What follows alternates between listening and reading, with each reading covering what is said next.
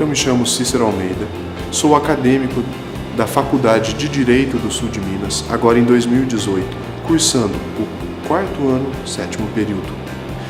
Sou um dos bolsistas do DA Direito, Diretório Acadêmico Professor Jorge Beltrão, que, em uma de suas propostas à comunidade local, quer tratar de forma sucinta, de forma tranquila, o Código de Defesa do Consumidor, onde apresentaremos, em diversos vídeos, reflexões doutrinárias e jurisprudenciais acerca do assunto. Logicamente, começaremos a tratar do Código pela leitura do seu artigo 1º, que se segue. Então vamos lá. O Código de Defesa do Consumidor, no seu título 1, dos Direitos do Consumidor, capítulo 1, Disposições Gerais. O presente Código estabelece normas de proteção e defesa do consumidor, de ordem pública e interesse social, nos termos dos artigos 5º, inciso 32, artigo 170, inciso 5º da Constituição Federal e artigo 48 de suas disposições transitórias. Porém, é preciso se atentar para uma questão. O Código de Defesa do Consumidor não é mencionado somente naqueles dispositivos presentes em seu artigo 1º. Ele também é mencionado nos dispositivos artigo 150, parágrafo 5º, artigo 175, parágrafo único e inciso 2, artigo 220, parágrafo 4º e artigo 221. Além da presença do Código nos demais dispositivos da nossa Carta Maior, ele traz em seu corpo e em seu bojo tutelas do direito tradicional, as quais sejam direito civil, artigo 8º a 54, direito administrativo, artigos 55 a 60 e, posteriormente, 105 a 106, direito penal, artigos 61 a 80 e também tratativa sobre a jurisdição, artigo 81 a artigo 104. O Código de Defesa do Consumidor, segundo o jurista Sérgio Cavalieri Filho, forma verdadeiro conjunto de normas de sobre-direito, um microsistema jurídico que tem natureza principiológica. Nessa situação, no conflito entre normas, o Código de Defesa do Consumidor não entra naquela situação. Lei especial derroga a lei geral. A legislação específica de cada área deve se adequar, então, ao Código de Defesa do Consumidor. A legislação bancária deve se adequar ao Código de Defesa do Consumidor. Por exemplo, como vimos, a legislação específica de cada área deve se adequar ao Código de Defesa do Consumidor, por ser ele de ordem principiológica. Há uma situação específica e interessante onde há a presença de questões de ordem pública, onde, por exemplo, são tratadas a boa-fé, a função social do contrato e a função social da propriedade. Nessas situações, o magistrado pode dizer o direito de ofício, sem se atentar ao pedido da parte.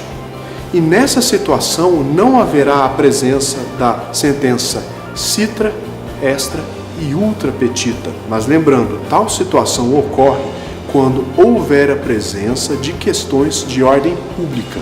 Por quê? Porque elas vão se sobrepor à relação interpartes, entre as partes. É importante lembrar ainda que o Ministério Público ou Parquet, nas ações onde há presença de lides de consumo coletivas, deve acompanhar tais, por força dos artigos 127 caput e 129, inciso 9 da Constituição Federal. Lembrando que nem tudo é lindo nas relações de consumo, pois os direitos do consumidor ainda assim estão sujeitos à prescrição e à decadência. Embora trate de questões de ordem pública, o CDC, o Código de Defesa do Consumidor, não é absoluto. Um caso onde podemos ver que há verdadeiro retrocesso, segundo Leonardo Garcia e Roberval Rocha, juristas que tratam do assunto, é no que tange à declaração da abusividade de cláusulas tratadas em contratos com instituições financeiras, ou seja, bancos, por exemplo. Há até súmula que trata do assunto, a súmula 381 do STJ, onde diz que, em contratos firmados com instituições financeiras, não há mais a possibilidade de ofício de que tais cláusulas sejam consideradas abusivas, portanto nulas. O Código de Defesa do Consumidor ainda não é aplicado aos contratos que foram firmados antes de sua vigência. Embora o Código trate de questões de ordem pública, as quais sejam as relações consumeristas, não é aplicado em tais contratos por força do artigo 5º, inciso 36 da nossa Carta Maior. Nesse dispositivo está presente o ato jurídico perfeito e o direito adquirido. O Código, então, não pode ser aplicado em tal situação por ofensa ao ato jurídico perfeito e ao direito adquirido. Lembrando que não é aplicado aos contratos que foram firmados antes de sua vigência. Interessante é tal situação, pois, nos contratos que foram firmados antes de sua vigência, porém, são de execução diferida de trato continuado, como os contratos de previdência privada, o Código é aplicado. Mas por que, então, o Código é aplicado em uma situação e não na outra? O contrato de execução diferida, ele é renovado mês a mês. É o entendimento do jurista Gustavo Tepedino. Já no contrato firmado antes da vigência do CDC, que não é de trato contínuo, a jurista Cláudia Lima Marques discorda do entendimento dos tribunais superiores, afirmando que o Código deve sim ser aplicado. Terminamos aqui então as reflexões sobre o artigo 1º do Código de Defesa do Consumidor. Em vídeos posteriores trataremos dos outros artigos, dos artigos seguintes. Por enquanto agradecemos a sua atenção e nós, do Diretório Acadêmico, convidamos você a acompanhar os demais vídeos. Obrigado.